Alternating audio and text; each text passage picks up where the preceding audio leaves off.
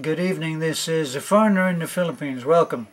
Well, it is late night. Late night for me, it's 9:30 at night, so the way that the brownout has been treating us is that when the lights go out, and because we're not terribly organized on having these temporary lights which other people have, they sell wonderful solar powered lights now which you can stick in the window and you'll get 4 or 5 hours quite good light from them, and they don't cost very much and you can find them very easy, and we haven't got one.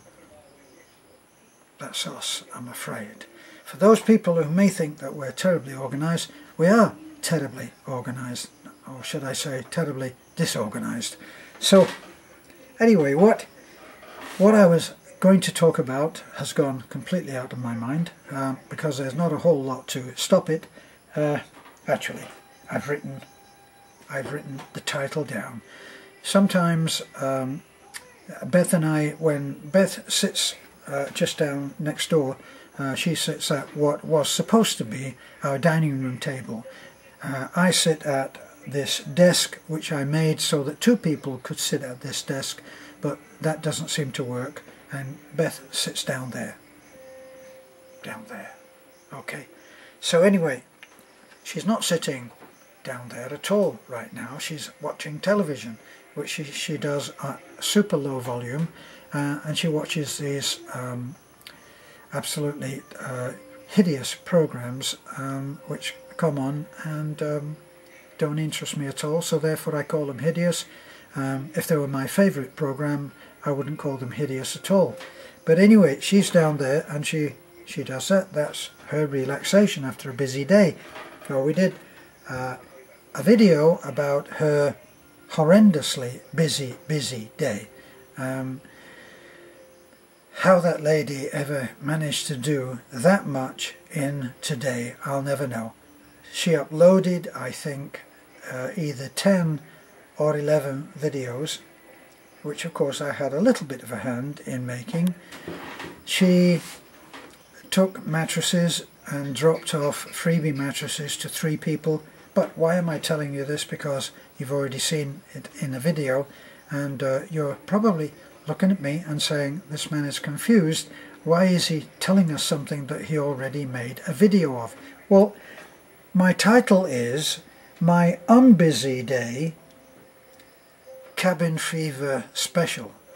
Now, my well-known hackneyed phrase is, if you've been following our videos, and if you've stumbled on this, you probably haven't made it this far anyway, but if you've been following our videos, you'll know that I'm supposed to be resting, not allowed to lift anything higher or more than a cell phone, or higher than a ballpoint pen, and I have to take it very easy following my vasectomy reversal, a phrase which Beth doesn't even like me to say.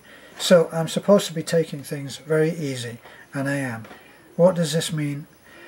It means watching videos and reading. So some videos have become my favourites and I'll watch them more than once. Beth has the same thing as well. And so we've had some very nice videos sent to us by Paul in Australia, Paul and Dude, who are often sending us stuff and supporting our projects. And actually Paul and Dude supported Nisa for quite a time, and only when the time ran out on how long she should have a particular kind of medicine for her malady, when that ran out, that was the only time that they stopped, and that's where they are right now, and they're looking at helping other people because they are that kind of person. We meet that kind of person and we're privileged to have them as friends.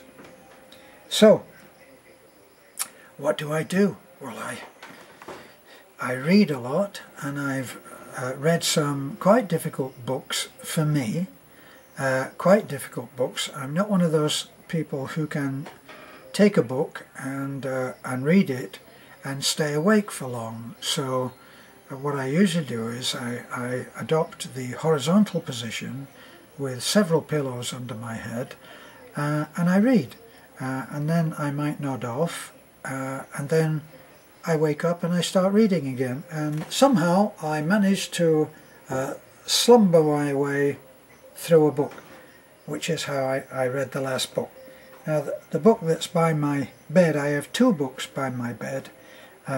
One is not there absolutely right now because it's on a bookshelf behind me, but that's the Bible, and the other one is my other Bible, if I may blaspheme for a moment, and that one is called Catch-22, and you may have heard me talk about Catch-22 before. Wonderful, wonderful book. I cannot recommend Catch-22 enough. It just is impossible to describe this book. One of the great phrases, and it's full of incredible phrases. It's catchphrases. Catch, like Catch-22. Catch-22 is used and understood by more people than have even heard of the book Catch-22, and they don't know anything about its origin. They don't realize that it was created by an incredible writer called Joseph Heller, who is not with us anymore.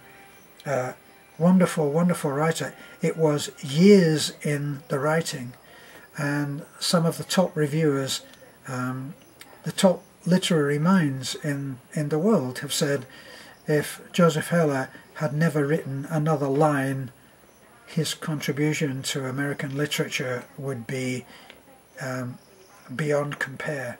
It was just such an incredible book.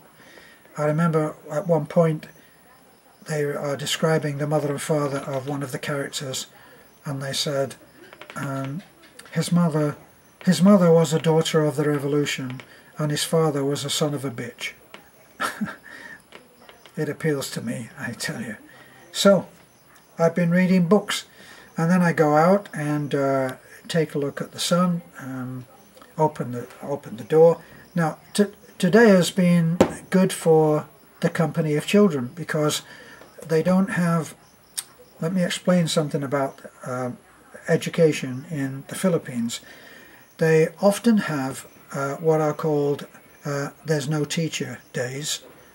So you ask them, you're not going to school today? And they say, no, there's no teacher. Okay. Then there's another one that says, so you're not going to school today? No, there's no serious class. When I was at school, there was never any class about which I was serious, so I can hardly criticize these kids for the way that they view school, because they probably go in there and are absolutely bored to death. So anyway, and on top of that, in order to be bored to death, they have to walk nearly 3 miles to the school.